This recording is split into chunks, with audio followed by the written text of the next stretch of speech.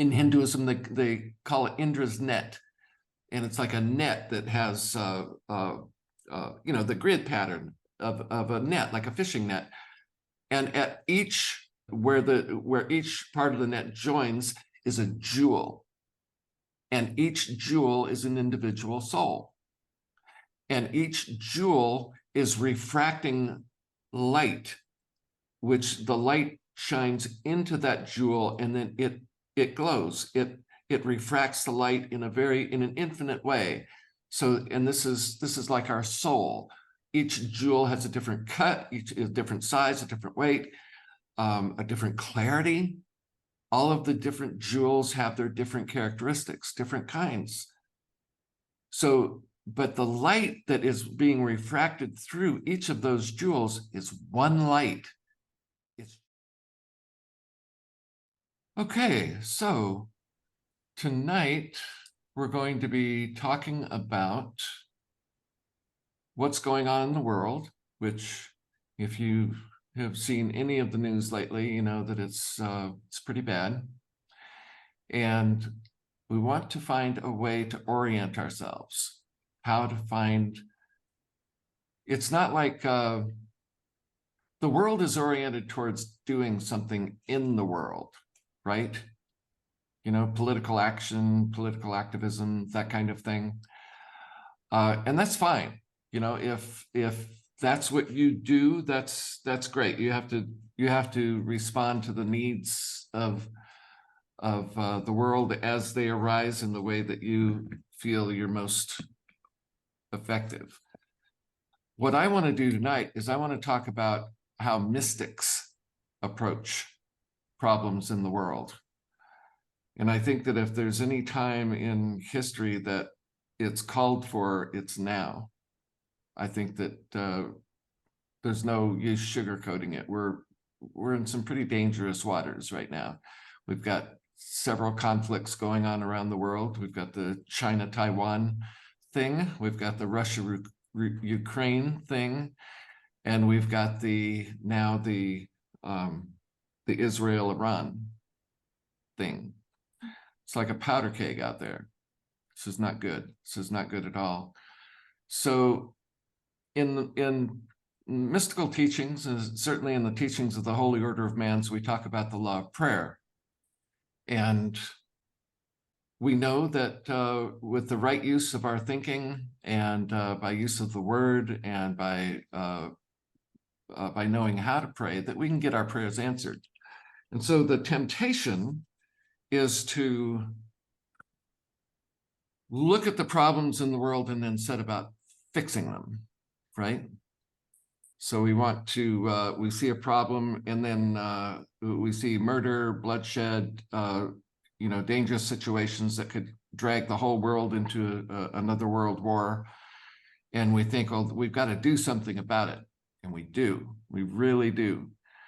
But we don't know what to pray for, right? Because we don't understand the situation. You know, we can't be overly specific in what, for instance, are you going to pray for Russia or are you going to pray for Ukraine? Are you going to pray for China or Taiwan? Are you going to pray for Israel or Hamas? You know, you don't know. You don't know because you're only getting part of the story, right? And even the part of the story we get is nuanced, but the whole story is even vastly more nuanced than what we're receiving. Now, tonight, I don't want to get into political controversy because it's just, that's a rabbit hole we don't want to go down. What I do want to talk about is how we can be most effective in our prayer work. So let's talk about a few realities here. The main reality is that we're all connected, that each and every human being is connected to every other human being on this planet. That even if we didn't have the news and the internet and all of that, we would still feel the effects of the suffering of other people in the world. if we don't know it consciously, we know it subconsciously. And it shows up in ways that are very deleterious to our health. It's a background anxiety that can be so strong that it can cause physical illness.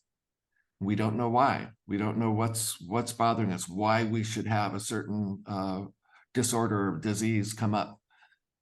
But it's because we share in the karma of everybody on the planet just by virtue of being here on the planet. We are like one organism, one being, even though we all have a soul, and that soul is unique to us. We also know that we're connected.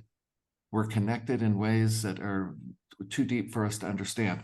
So we want to learn how to work with that connection. And it's an inside job. So the way we affect the world is by affecting ourselves. We have to go within to put ourselves in alignment with that higher reality that we have various names for, heaven, God, Jesus, whoever, the names really don't matter. We know that when we go within, we enter into a vast inner space that is alive, it is scintillating with light, and it has all the power that ever was or ever will be is right within us. So we change the world by changing ourselves. That's what alchemy is.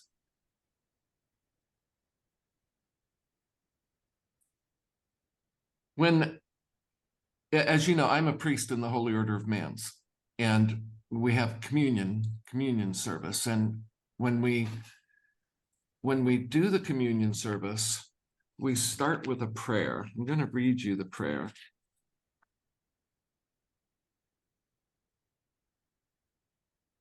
Okay, the priests enter the sanctuary and they kneel before the altar, and quietly, and we say it quietly, not because it's secret, but because it emphasizes that we're working on ourselves.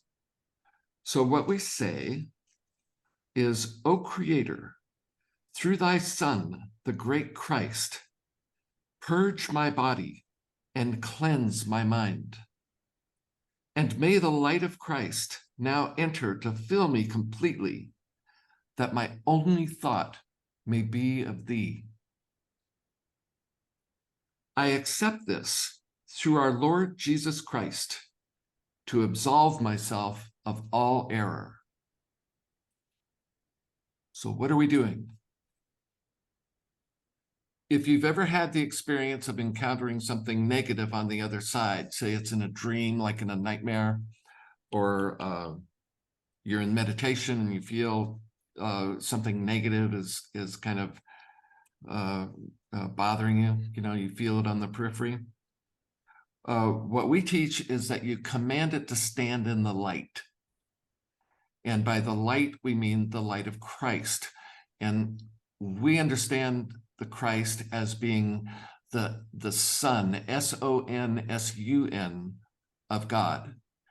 So the way we see it's a cosmology that regards the solar system as one being, and it is filled with intelligence. It is filled with life, even if we can't see the other life forms. We regard that as the great being that we live within. And the physical part of the solar system is like the physical part of us. It's like our body. If we have spiritual consciousness, we know that we are more than our body. We're more than our mind, because the mind-body connection is so strong that much of what we think has to do with physical reality and how to adapt and survive in it. But we know, especially if we practice meditation, that we go in, there's a whole another dimension to ourselves that is vast, it's deep, and it's profound. And this is where we come into contact with our own soul. And when we're in there, when we become aware of our own presence, then from that vantage point, if we want to pray to God, that's where we do it from, because we're out of our physical senses. We literally get out of this world and we go into the spiritual world, to which we have complete and total access at all times. We just get caught up in the outer.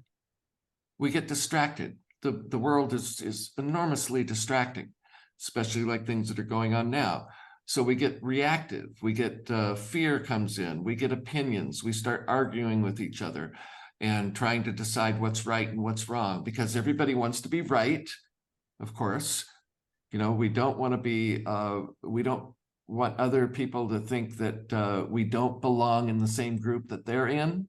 So we make lots of compromises just in order to belong, because being abandoned is such a deep instinctual fear that you just, you know, you have to learn how to deal with that. That's not going away.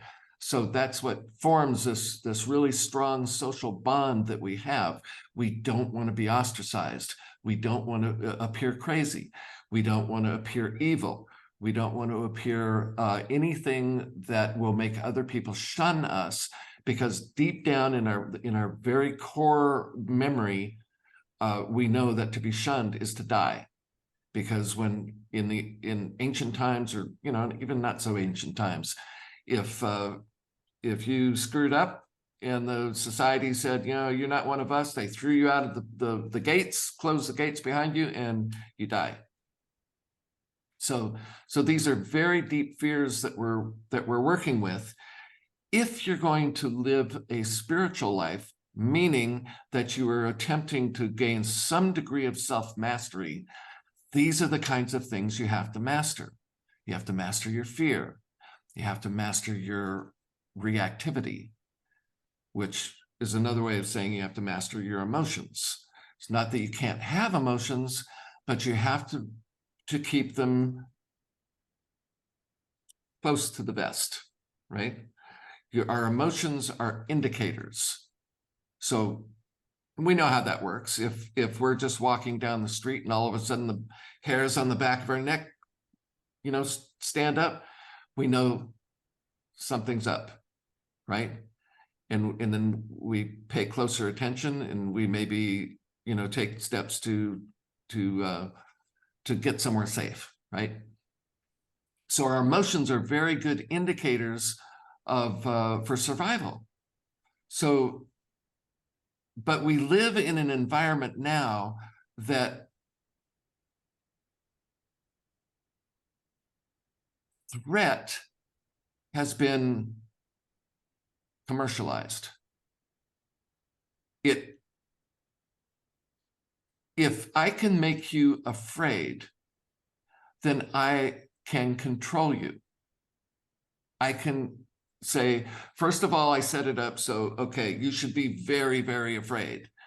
Then the next thing I do is I get you to trust me.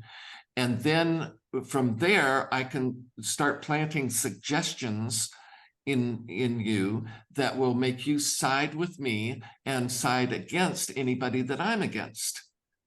You see, this is basic psychology, right? So that only works, however, on people who do not know themselves.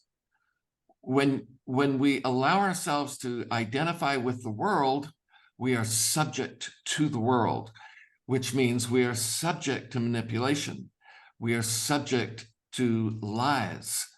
We're subject to accept only one version of a story and purposely and intentionally block out all other versions.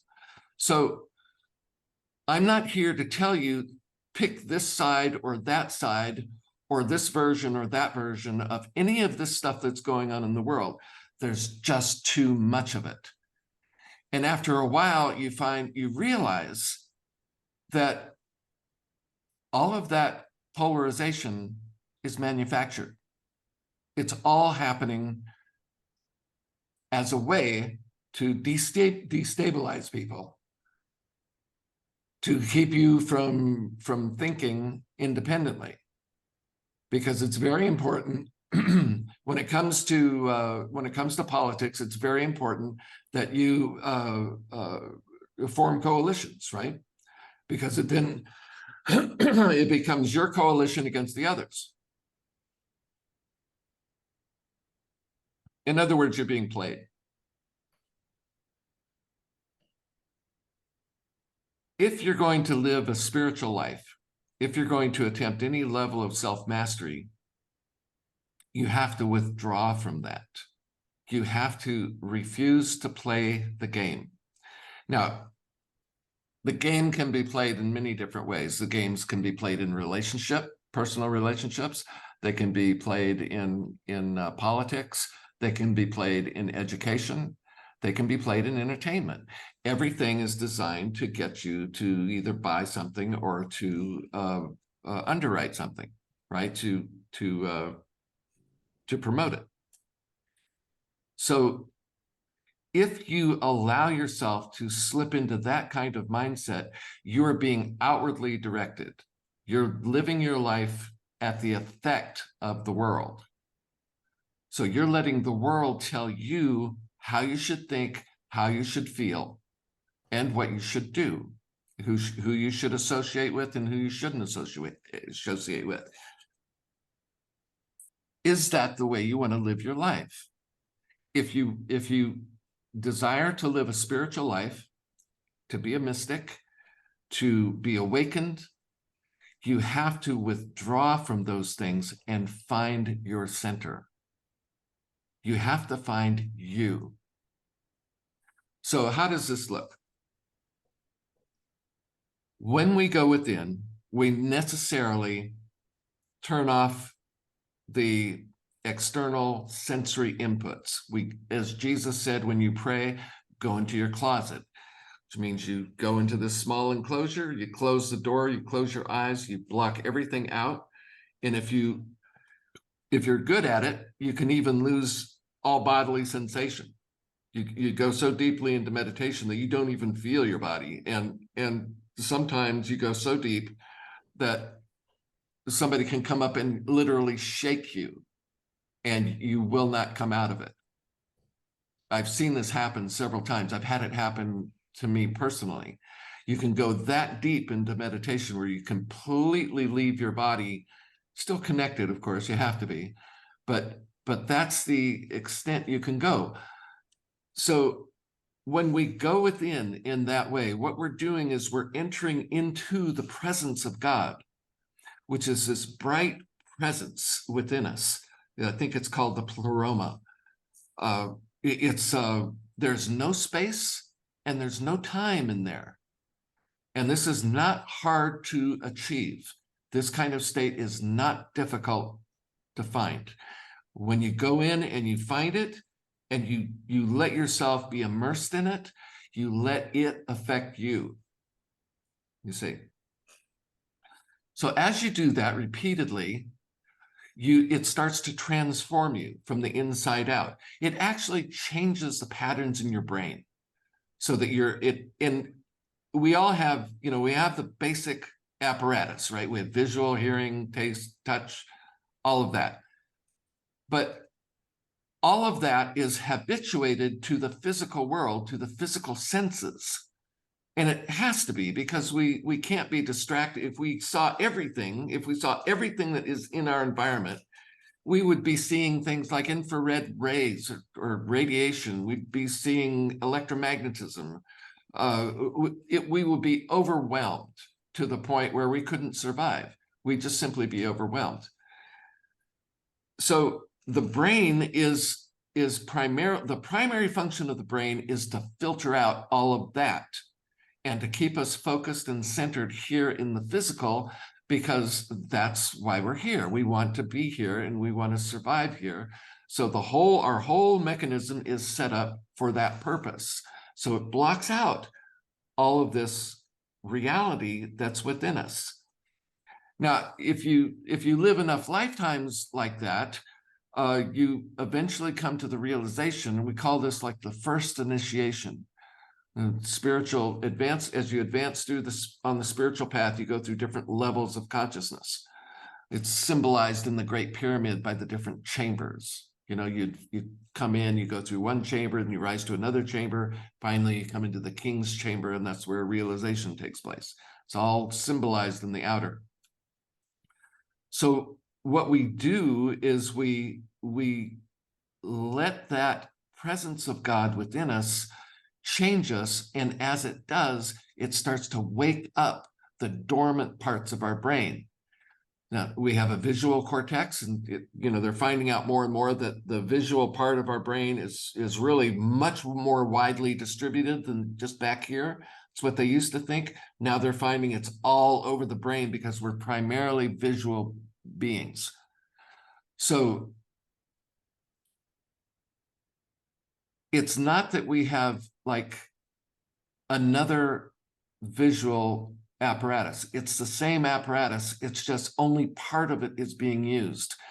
So as we expose ourselves to this inner reality, which is a presence that has power and energy and is infused with intelligence, it's motivated by love, and that means it wants to connect with you. It wants to become one with you. That's like the definition of love. So it's like an internal hydrostatic pressure. It's a spiritual hydrostatic pressure. The spirit always is trying to come into us more and more fully so that it can change us from within and wake us up to the greater reality. And what the greater reality then becomes for us is like we become more empathetic. We begin to realize that we are connected with each other, that we're connected with all life forms, and that we should care about that. We shouldn't do anything that's going to damage that web of life, right? Because it's like in Hinduism, they call it Indra's net, and it's like a net that has the grid pattern of a net, like a fishing net. And at each, I forget the name of it, but where each part of the net joins is a jewel. And each jewel is an individual soul. And each jewel is refracting light, which the light shines into that jewel, and then it glows. It refracts the light in an infinite way. So, and this is like our soul. Each jewel has a different cut, each is a different size, a different weight, a different clarity. All of the different jewels have their different characteristics, different kinds. So, but the light that is being refracted through each of those jewels is one light. It's just one light. So this is where we all appear to be different, but the real part of us, the light, that which animates us and makes us a real spiritual being, that's the one light. So what we do when we go into meditation, we're seeking that one light. And what we're doing is we're reversing that refraction. We're following the rays of light back into the core, into the very center of the jewel that is us, the soul. And then we find that light is coming from the very center of each jewel. That the God self is like a spark. It's like a spark. It's a solar spark. By solar, I mean the sun, and by the sun, I mean the light of the universe. This is the thing that makes everything alive, and that's at the very core of us. So, all of this just to give you the orientation of where you want to go when you're faced with chaos in the world. I mean, just imagine, we've had it so easy here in the United States. There's hardly anyone, well, I mean, we have Korean War veterans. All of our wars have been fought on foreign soil. We have never had a war here except for the Civil War, and that was hell. That was absolute hell. Today, war has gotten to the point where we can't afford to have it. It's just not an option anymore. Technology has gotten too far ahead of our morals. So if we unleash the technology that we have, it's going to pretty much be game over. There will be no electricity, no food, no water, no sewage, no gasoline, nothing. So all of that will go away. So, and it wouldn't be the first time, but we have to prepare ourselves spiritually so that when, and I'm not saying it's going to happen, and that's where I'm getting to, is we want to play our part to ensure that it does not happen. We know how to pray. We know how to get our prayers answered. How can we pray to prevent that kind of catastrophe? Because we don't want catastrophe.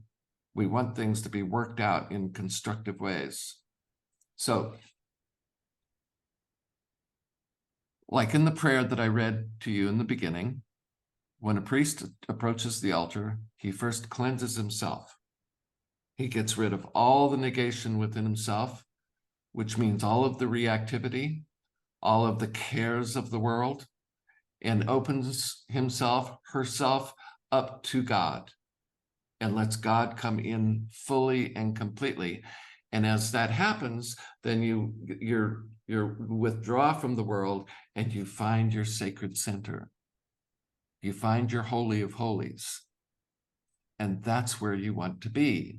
You want to find that so that you can stand, no matter how hard the wind is blowing, you have a center that you can locate, that you can go to, and it keeps you from being pulled left or right, up or down, sideways. It doesn't matter. Nobody can budge you out of your sacred center. You see? You find the holy of holies within you, and you use it as a sanctuary. Now, here's the difference. And this is what we teach in the order. If you know that you're connected with all people, and you know that you are a living soul, and that you have the ability in consciousness to connect with that very core of you, as you open up to God in there, that influx of divine energy will flow through you and spread throughout all of the nodes in Indra's net. In other words, as you amp up the light within you, all of the other jewels will also light up.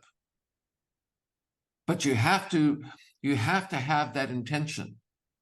It's like you go in and you say, God, I am seeking you. I want to be one with you. I want to renounce all things of the world and become one with you. And I am inviting you to come into my being and to light me up. I want to exist in the core of you. I want to have light and have it most abundantly. And as I change myself, I know that all beings are lifted up. All sentient beings will come into enlightenment. It's what the Buddhists say. So that's universal. That's the universal intention. We go in, we change ourselves, we allow ourselves to start to glow with the power of God and the power of light. And as we do, we know that all souls are lifted up as we raise ourselves. This takes intention. It takes will. It takes will not only to say, this is what I want. You know, you contact God and you say, this is what I want. I want to light up. I want the most light that I can possibly carry. And I want that light to be, you know, to shine into the world so that all souls may benefit by your presence. You're offering yourself. You're essentially, you're doing what Jesus did. You know, the story of Jesus is that he gave his life for the salvation of the world. That's what it is. That's what you're doing. You're giving yourself as a conduit, as a channel for divine life and divine light and divine love to come through you and into everyone. So whenever you increase the light within yourself or anywhere, you know, if you might vacuum your carpet and think it's clean, but then you bring a really bright light and shine on the carpet and you see all kinds of dirt, right? So light shows up dirt, shows up impurities. So as you increase the light within you, you're going to discover that you have some pretty deep-seated anger, or you may have some deep-seated resentments, or you might have just kind of a streak of malice in you, or you might be fundamentally lazy, or just have appetites that are out of control. All of these things start to come up. So this is why Jesus is pictured as the man of sorrows, and going through all of those trials and tribulations on his way to being crucified, because it symbolizes all of the suffering that we go through when we have to deal with our own shit, right? So these things come up and we have to deal with them. And that's a whole, you know, that's a whole path in itself. It's called shadow work. And we learn how to incorporate and integrate these deeper, darker energies that are going on. And I guarantee you that they're going on, because if they weren't, all of this stuff that's happening in the world wouldn't affect you at all, right? Because it wouldn't be landing in you anywhere. It wouldn't affect you. You wouldn't be triggered. You can't be triggered if you've integrated those inner energies. So if you want to be a mystic, and if you want to participate in the salvation of the world, then you take on the Christ, which means you invite the light of Christ to come into you from that vast inner space within you. You invite that in, and it starts to light you up. Then it reveals those parts of you that are getting in the way of a fuller expression of that light. And so you have to let go of them. You have to offer them up. You have to, do the shadow work that integrates those energies without destroying them, because you can't destroy them. And then you become not only more alive, but you become effective. That your presence in the world then actually contributes to the salvation of the world. And it simply is like, you know, say you spend $500,000 for a house, you know, and you're living in a nice neighborhood. You have a vested interest in that neighborhood, because if you let your house, get dilapidated, needs a paint job, but you're not going to do it, the roof starts leaking, all of that, as that decreases the value of your house, it decreases the value of all the other houses. So your neighbors aren't going to like you. And if one of your neighbors is doing that, you're not going to like them, because it's affecting you. It's affecting the value of your home. Well, our home is the planet. This is our home. This is where we live. We came here. We don't know why we came here. It's a very beautiful place. Lots of really neat things to do here. And the joy of connecting with each other when we do it right is just beyond words. We have poetry, we have music, we have food, all kinds of really good things that makes it worthwhile to come here. But we could let it all go to hell. So we don't. You see, and this is probably one of the biggest realizations that you can have, is that this doesn't have to happen. See, that's part of the problem of being human. If you're, invested in your sensory world, you think that things have to happen. They don't. If something, if you're driving down the road and somebody crosses the center line, you don't let go of the steering wheel and say, well, I'm just dead because there's nothing I can do about it. No, you've got a steering wheel, you've got brakes, you can avoid the tragedy, right? But if you're so resigned to the world doing its own thing and you have nothing to say about it, you're just going to let go of the steering wheel and say, I guess I'm screwed, along with everybody else. That's not being a mystic, because mystics are powerful people. What we think and what we say, what we do, how we live our own lives has an enormous effect on the entire population of the planet. If you take that on, you see, this is like when Jesus said, take up your cross and follow me. It's exactly what he's talking about. See, he's giving his life for the salvation of the world. That's what mystics do. We don't do it just to elevate our own consciousness and to hell with everybody else. We don't do it to escape the world. Jesus said, no, I want you in the world. You're here for a purpose, the same purpose that I came, which is to save the world. And that means just not letting bad stuff happen. Bad stuff is going to happen, to some degree or another, but we manage it, right? We go to great lengths to keep things as civilized and orderly as we can, because we know when we don't, then the darker nature of everyone, ourselves included, starts to come out, and then it becomes chaos. And there are no laws. The world is run by warlords. Disease is, people die of cholera because nobody takes care of the water supply. The history is full of that stuff. When people stop caring, right? When you stop caring, or just as bad, if you become resigned. Resignation is a killer. When you look at the world and say, I can't affect it. What am I going to do about, these politicians all over the globe who seem hell-bent on bringing it all down? Or they're hell-bent on keeping everybody under control. And you say, there's nothing I can do about it. I'm just one person. You are one person connected with all persons. You say you are plugged in to Indra's net.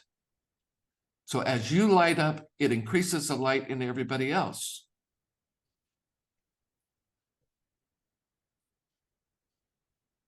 All right. So just the takeaways that I want you to have are that you don't have to be resigned. You are not at the effect of the world. You are a cause in the world. That is your divine right. That's what God made us to be. And if you know that, and if you back away from all the circumstances, which are all its circumstances are, as the word says, like circumference. They're like the storm. They're like the walls of a hurricane. That's just all the circumstances of the world. And that's where all the violence and the action and the tumult, chaos, all of that takes place. You are at the center of the storm. You're in the eye of the storm. Be the eye of the storm.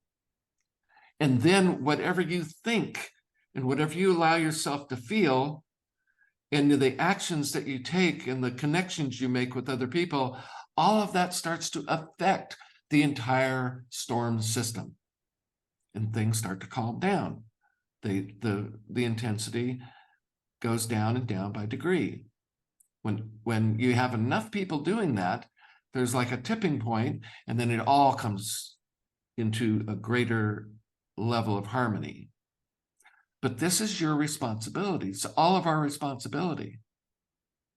Now, the higher up in consciousness you go as a result of meditation and through study and all of this that we do, the higher up you go, it's like the higher in a building, like in a skyscraper. You advance floor after floor after floor. You keep getting higher and higher and higher. And that gives you a greater vantage point that lets you see more and you understand more. Your horizons expand. The higher, the higher up you go, the greater your horizons become, which means more possibilities, right? You more naturally and easily see the solution to very complex problems. So then when you live responsibly and in community with other people, because of this higher consciousness and this greater vision, this greater scope that you have, you come up with better solutions to problems. And isn't that how it works? Right? The more insightful people are people who have expanded their consciousness. So you want to be one of those. You want to work on yourself spiritually through meditation, through just a minimum amount of discipline. You know, the discipline of not being reactive, of the discipline to turn off the TV and stop watching all of the story, right? Because it's like if it bleeds, it leads. You know, blood sells newspapers, and it sells time on the TV, and time means advertising dollars. So there's that built-in incentive towards fear. You see, there's a commercial incentive to keep people afraid. So don't buy into that. That's, you know, exercise self-control and say, when you hear something that, or you see something that's especially egregious and horrible, like what we've been seeing the past few days in Gaza, it's like, realize that you're only seeing a small portion of the whole story. You don't know all of the factors involved. And I'm not excusing anybody in this. I'm not for anybody. I'm not against anybody. I'm for the world and the survival of the planet and the flourishing of life on the planet. So don't be quick to judge, because there's too much that we don't know. There's very complex. The information is too complicated. There's too much going on. But what you can do is not participate in that, because the more attention you give it, the more it grows. So we don't want to give attention to the fire. We want to put the fire out. Our attention, if we just put our attention on it, all we're doing is we're raising the heat, right? And especially if we have emotional reactions to what's going on, then we're really contributing to the heat. We don't need more heat. We need more light.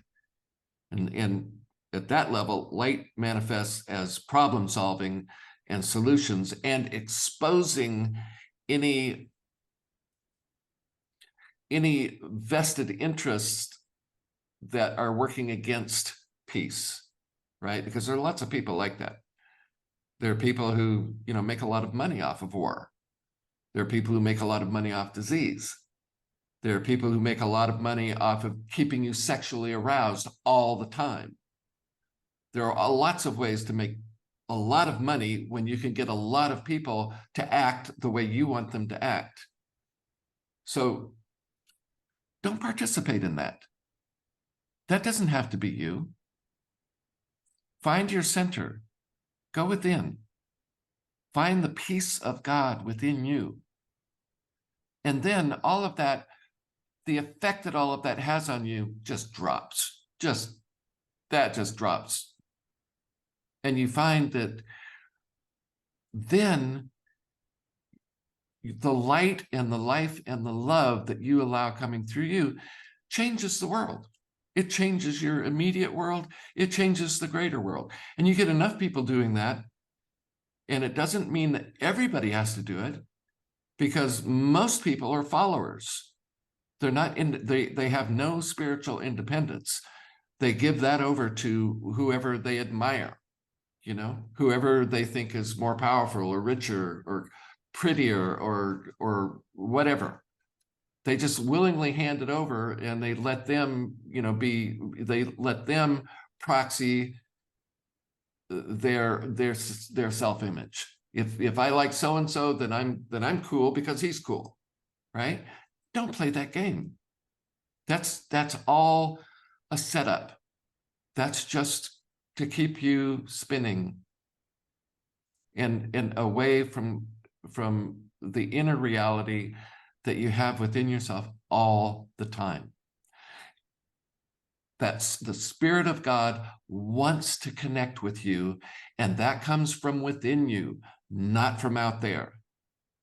That comes from within you. So if you see something on TV, or somebody tells you something, or you see it on the internet, and you get this surge of emotion, this outrage or this fear or whatever it is, you just notice, oh, okay, something is affecting me. It's coming at me, and I'm having this natural response to it. That's really interesting. What's being triggered in me? If it's fear, why am I afraid? Am I identifying with my body to the extent where anything that might harm this body is the most important thing? That physical survival is your highest value. That's the way most people live. Do you want to live like that? That's not, if everybody lived like that, nothing heroic would have ever happened. Nobody would have given their lives for anything good. Everybody would just seek their own comfort level and try to stay out of trouble, or they would ensure that they were safe by killing all their neighbors and taking their land. That's just history, right? That's what people do when all they have, all that they're using is their human instincts. You see, if you want to be a mystic, you got to rise out of that. That's not you. That's the body. Those are the instincts that are, how many hundreds of millions of years old has this, or all those years has it taken to develop this body to the point where we've become human beings, right? I mean, we have all of those instincts within us. The same instincts in a snake or a lizard, we've got those same instincts. Those are continuous throughout the entire phylum of life. All life has those survival instincts. Doesn't mean we have to be run by them. And I'm not saying, jump in front of a bus or be a martyr. And no, be smart. But don't be led around by your emotions. Don't let the external circumstances of your life affect you in your holy of holies. That has to be sacrosanct. And you have to develop that. You see, you go in and you develop that, and pretty soon you find that you're surrounded by an atmosphere of living energy that is light, and that then guides you through your life. It opens doors for you. It shows you the very best things that you can do. It shows you who's actually needs help so that you can lend a hand. It increases connection. You see, interhuman connection.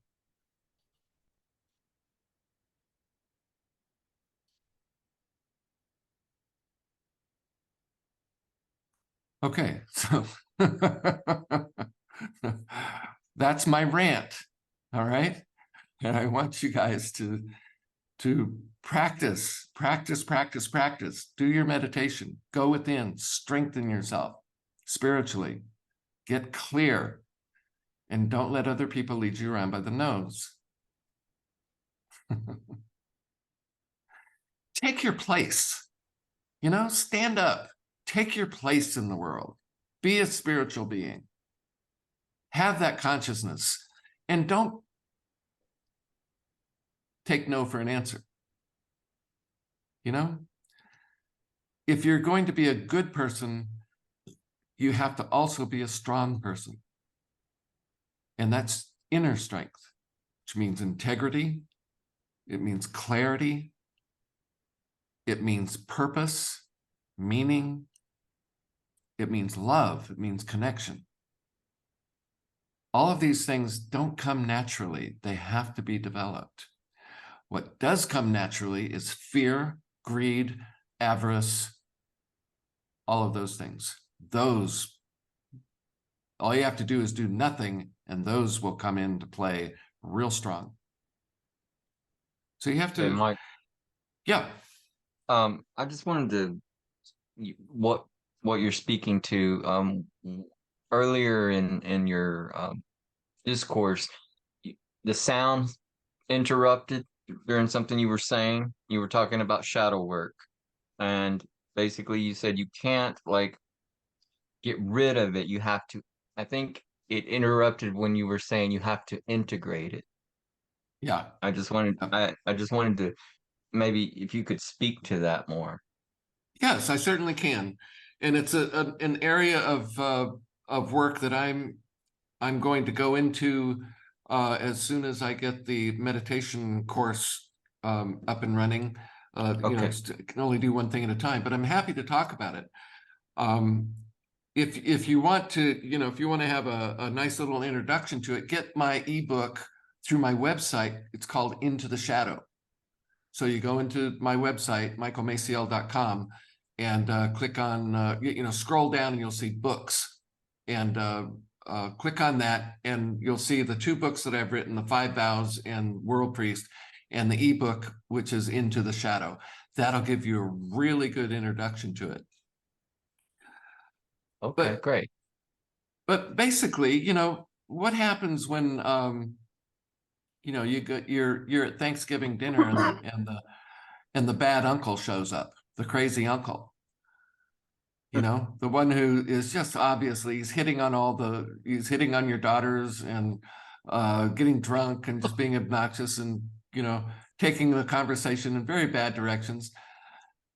You don't take him out in the backyard and shoot him, right? Because he's your uncle, right? You don't shoot your uncle. No, it's the same thing. So but you have to take them under control, right? You have to manage them.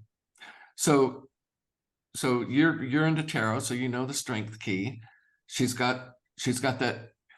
Her pet is that huge red lion that is fierce, big teeth, big claws, but she has him through love. She has him under control, but she hasn't turned him into a pussycat. She hasn't neutered him. She hasn't pulled out his claws, or filed off his teeth. No, all of that is in full readiness, you see. But she's got him under control. It's like having a gun or a sword.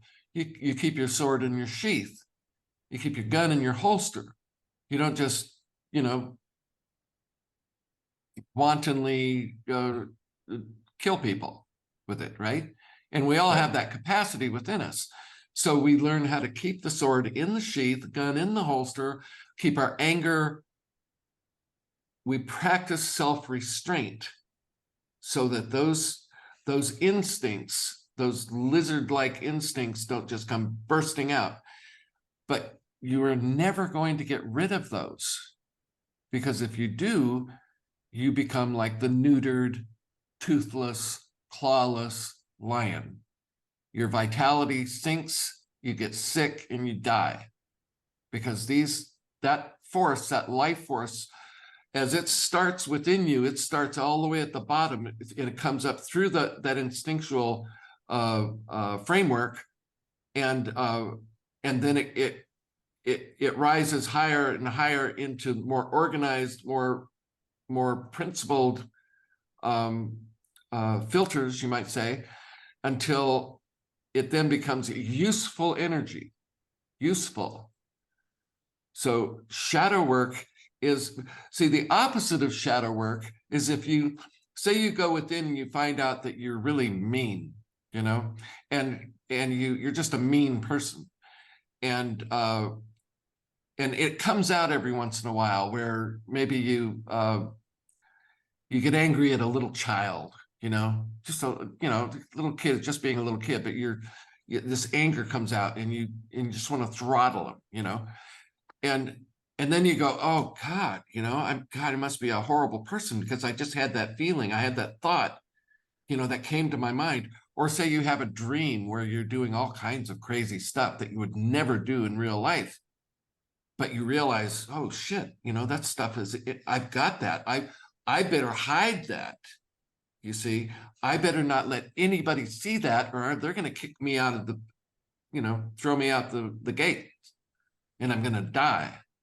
So shadow work is learning how to let that energy be itself, but to bring it into your service. In other words, like one example is like you're going into a store and you go for the door and somebody just elbows their way right in front of you and goes in before you. And what's the reaction? It's like, what the hell? And if you're in a bad mood anyway, that's really going to piss you off. And if you've got a big ego and you're a man, especially, you might want to do something about that, or you're a woman, doesn't matter. So what do you do with that? So you go into the store and the guy who elbowed his way past you is looking at some clothes and he accidentally, dumps a pile of shirts off onto the floor, and he's embarrassed by it, and he starts to pick him up. You go over and help him. You help him correct his error, right? You don't have to fake being nice to him. You see, you can feel the same anger that you felt when he elbowed his way past you. You keep that sword in its sheath, but you take the energy of that and you use it in something constructive. Doesn't mean you have to like it. You don't have to deny that you hate him, but you take that fiery, dark, murky energy and you use it to do something constructive and helpful, you see? And then you back away and go do something else, you see? Doesn't mean doesn't have to become your best friend. You don't have to like him. You can just steer clear of him. But you've taken that energy and you've used it, you see? It's like taking electricity that'll kill you if you touch it wrong, and you've applied it to doing something, right? You'd like run a motor or anything. You see, so shadow work is learning how to do that, but it encompasses some of the things that Jesus said: resist not evil, love your enemies. He said your enemies will be of your own household. He wasn't talking about your wife or your kids or your parents. It's not what he's talking about. He's talking about these energies within you. Those are your enemies. Love them, right? Which means don't try to kill them. Don't try to bury them. In fact, invite them up and use them. Use them to put. I took Taekwondo for a couple of years, and wasn't any good at it. My head's too big, and I always led with my head, so I always got beat up. No. But I noticed when somebody advanced from a brown belt to a black belt, and the guy who taught the school, he was good. He was world known at the world level. He was twice champion of South Korea in Taekwondo. So, this guy was the real deal. He was teaching this school that I attended. So when he trained somebody and he advanced them, it was like an initiation. You go from brown belt to black belt. If you shook a brown belt's hand, it would be like shaking hands with a normal person. You put a black belt on them when they rose up in their training and in their consciousness, because the two go together, right? It's consciousness and training. They have to line up.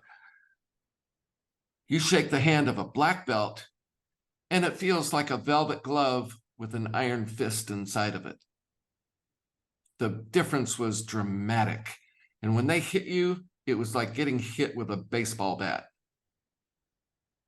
So, and the way they did it is they're using all of those lower energies and they're focusing them, bringing them into a channel force where it all comes right down to here, and they can do superhuman things. Excuse me. So that's what, so for you or any of us here, we're not going to be, competing in Taekwondo tournaments, hell with that. That hurts. But, you may want to buy a house, you may want to buy a car. And so you're sitting in negotiation, and it gives you a fist, you see. It gives you the ability to walk away. They say that's your best position in a negotiation is the ability and the willingness to walk away. You see? So by transforming these energies in us, we become stronger, we become clear, we don't fall for lies. You see, because we've already confronted the liar in ourselves. We already know what that is. We're not hiding the fact that we lie, and therefore we're susceptible to being lied to. But if we own that, and we know how to transform those energies, then nobody can lie to you. They just can't. You spot it a mile away. You can't bullshit a bullshitter, right? So it's this kind of thing, but it comes at a price, and that price is that they say go along to get along. You become a person who doesn't just go along, and so you're not going to get along. And some people will absolutely adore you, and other people will hate you because you're not going along. So shadow work is serious stuff. You go in and you start loving your enemies and bringing them around and marshaling all those forces within you, and you're not taming them, and you're not trying to squeeze them down out of sight and all of that, but they're right under the surface. You see, people see that and they go, whoa, I don't want to mess with him or with her because I don't know what they're going to do. You see, because they can sense that. But if you devote your life to being a nice guy or a nice girl, and you just want to get along, people will walk all over you. And you are not being virtuous by letting them take advantage of you. That's not virtue. That's just being naive and immature. So a person who does the shadow work, who finds out who goes in deliberately and goes into all the dark corners, like in the Arthurian legends, the knights on their Grail quest were told to enter the forest at the darkest place where no one else had ever gone in. You see, that's shadow work. You go into those places you don't want to go. So all of that's kind of a nutshell, a thumbnail of what the shadow work material that I'm working on will encompass. Thank you. So buy it.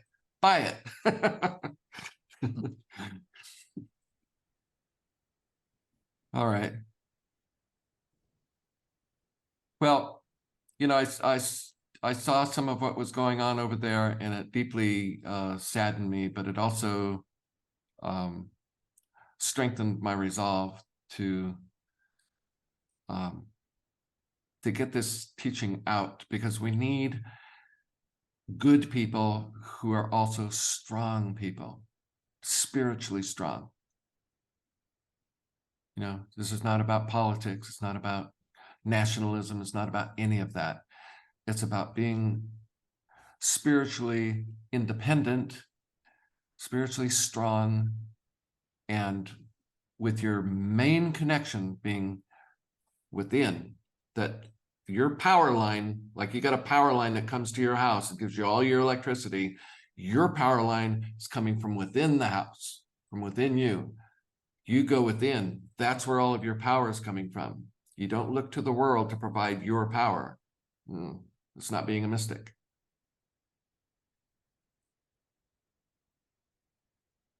Okay.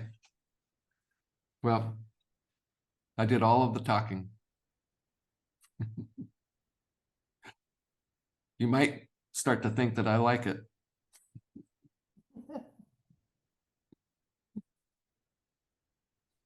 Okay, any Relevant questions? topic. Yeah, no kidding.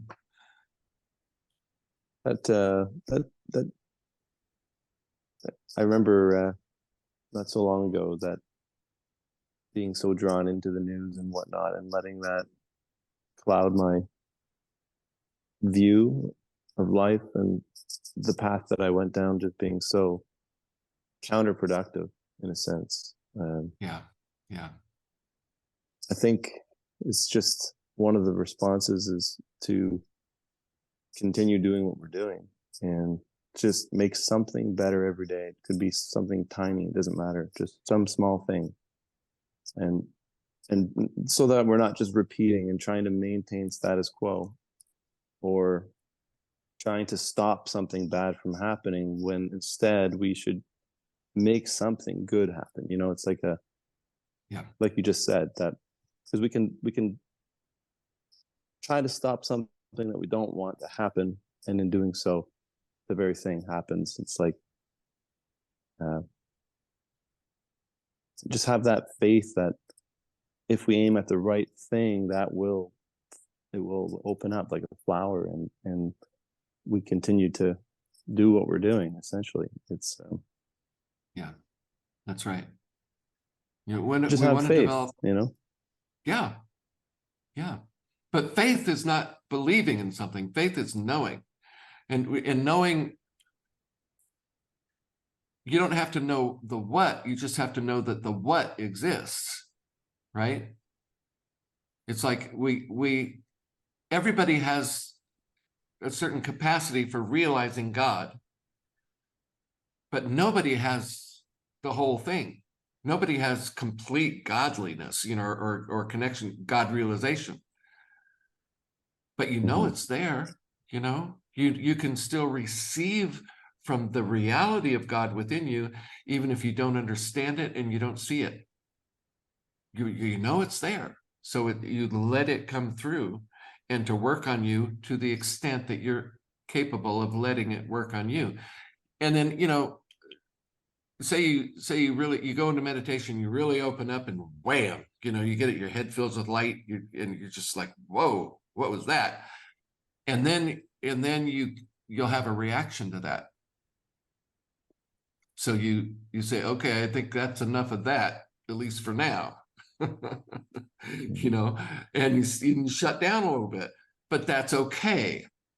You know, give yourself permission to do that. If you come in close to the light, you go, whoa, then you can back away. It's too hot, it's too bright, back away.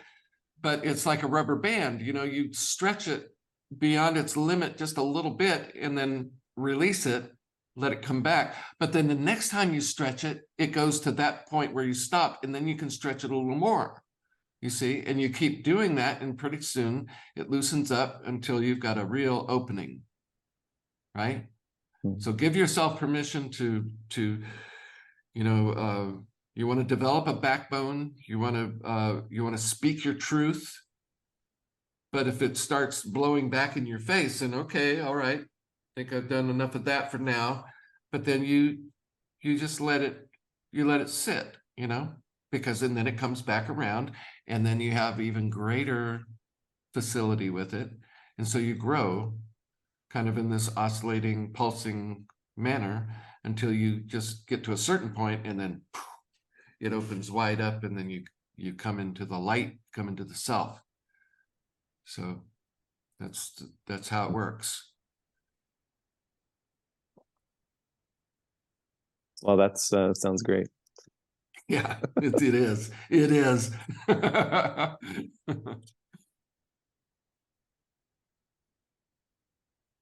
Anyone else? Oh,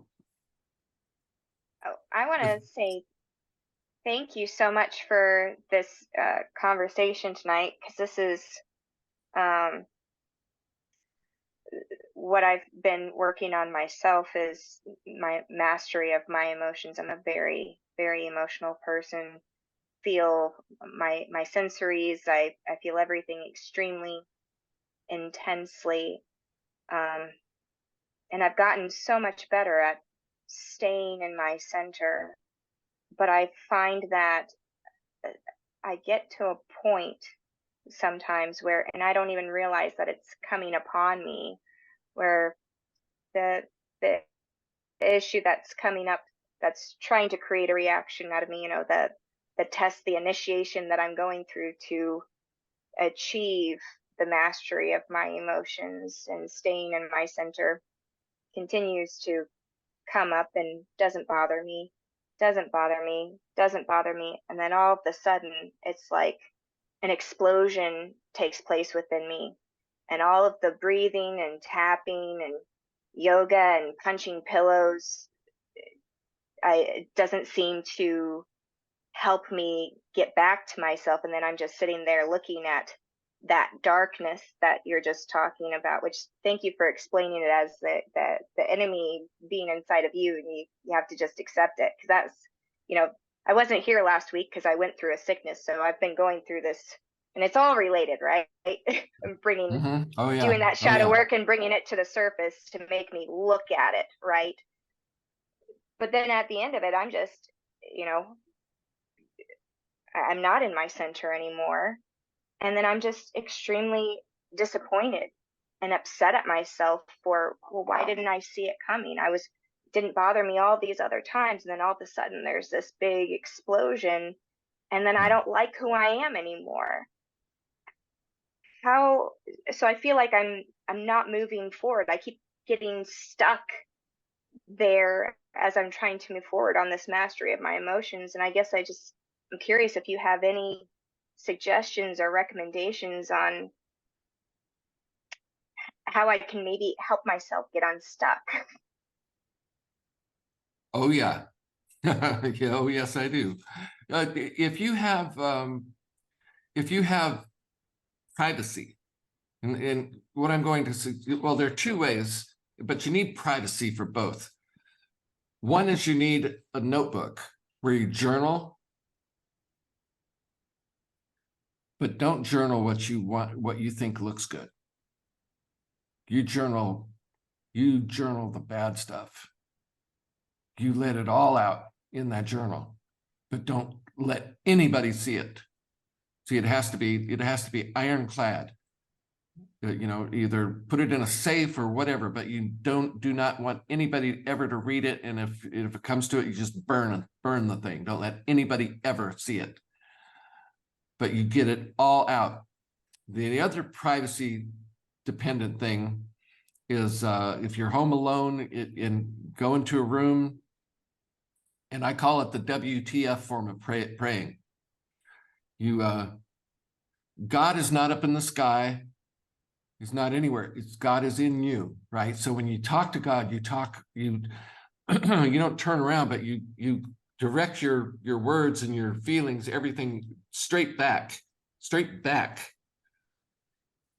And you just get in there and you say, God, what the? And you just lay it all out. And if you want to scream, you want to yell, you want to say, I hate you. Why are you letting this stuff happening? What's wrong with you? You can just go anywhere with that at all, because God has given you permission to do that. He's a big boy. He can take anything you dish out, right?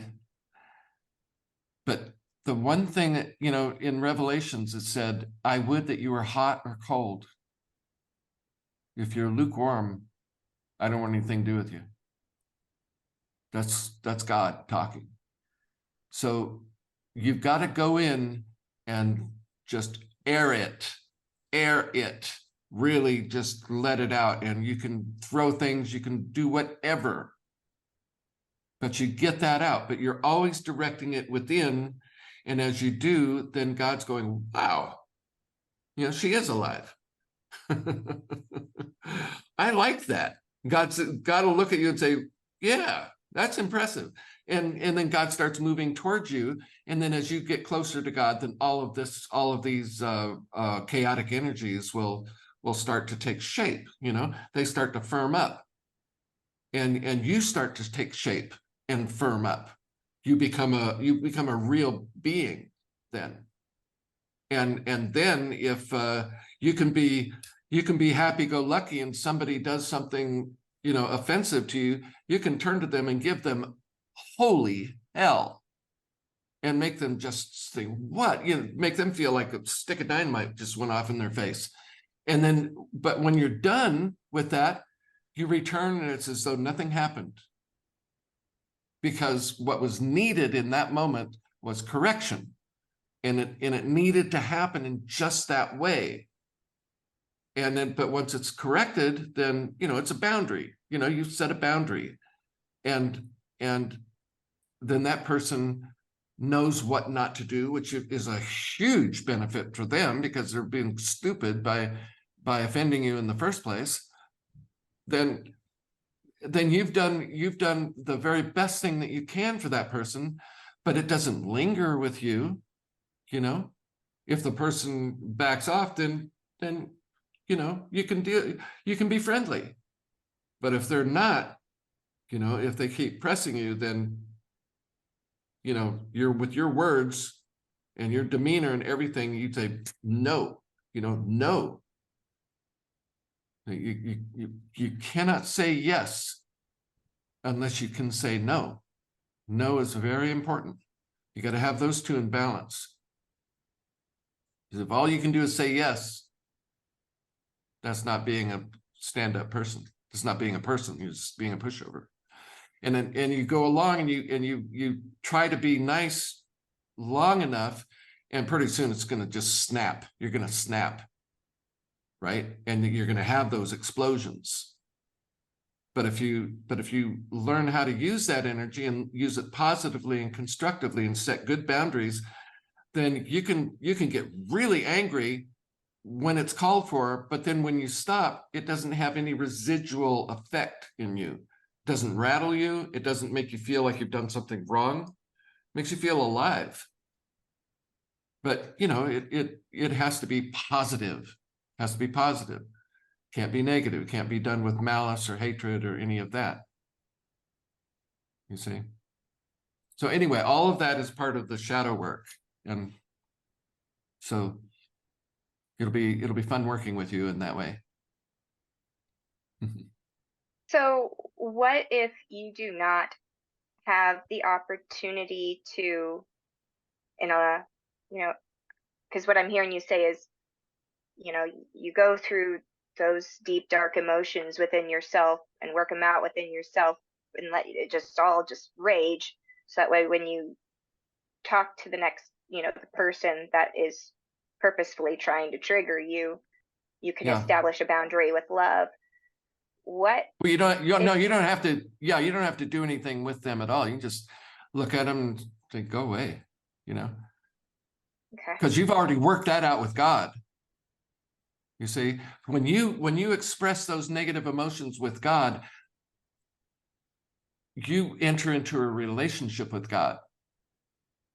You see, it may seem to you like it's a bad relationship, but it doesn't look that way to God, because God wants you to be alive, wants you to be fully expressed. So yeah, don't let people like that even bother you. Don't give them the time of day. If they're trying to trigger you, just say, leave me alone. And if you've got that connection with God, they will leave you alone, because there's nothing for their verbal assaults to land. There's nowhere in you for them to land,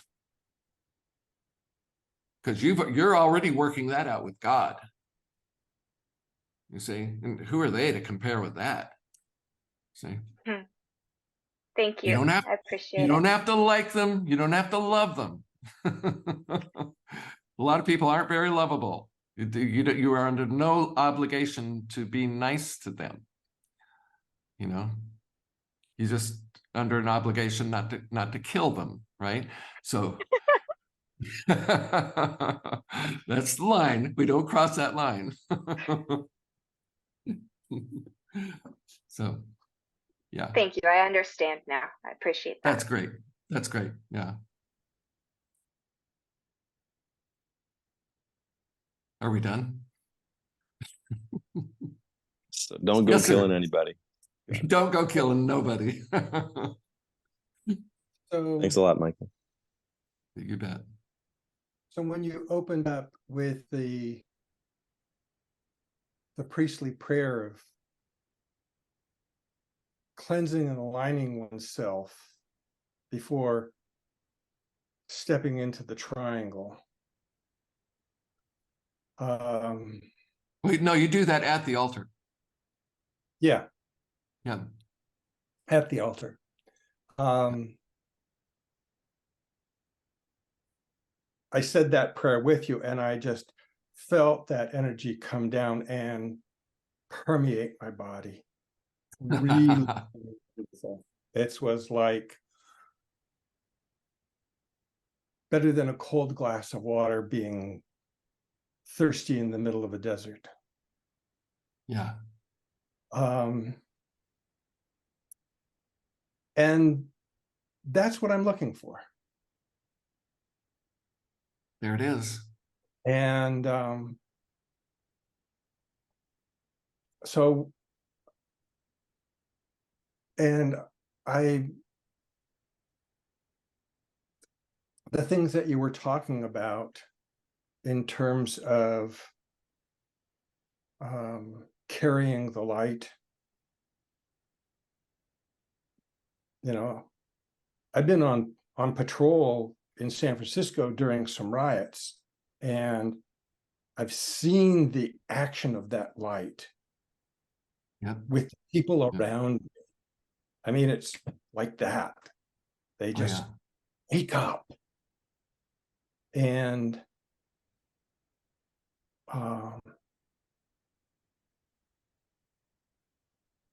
that's what I'm committed to. Carrying the light and bringing it into the world to heal and awaken. Because it takes a lot of healing and transformation to have that take place in our lives. You're talking about emotional healing, old trauma healing, even trauma from previous generations, our parents and our grandparents, that have trauma that's been passed down through our genes, epigenetic healing. Right. Yeah. And just John, you want to not get too self-involved. You know, I mean, the healing, there is this work that we have to do to heal ourselves, but you can also get so what's the word? God, the nouns are the first thing to go. It's too introspective, right? You can get so obsessed with all of that stuff. It's like an onion that has an infinite number of layers, right. You know? So we balance that out with service, you know, by doing what we did on patrol. When we were out on patrol, we weren't working on our problems. No. We were concentrated on the light, right? So it's in our interaction and in our connection with other people that we offer ourselves as a channel for that light that will comb out so many of those tangles that, you know, we can't go in and try to suss all that out ourselves. I mean, there's stuff, the big stuff we can and we need to, but don't get obsessive with it. If you're going to be obsessive with something, be a presence in the world, you know, take care of yourself, be active in the world, make connections with people, and offer yourself with a living prayer to be a channel of light to that person or to the group that you're involved in.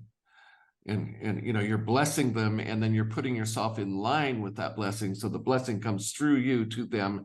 As it comes through you, then it cleans you up and tunes you up and you'll get healthier and happier, and then you'll be a better channel for greater service. Mm-hmm. Mm-hmm.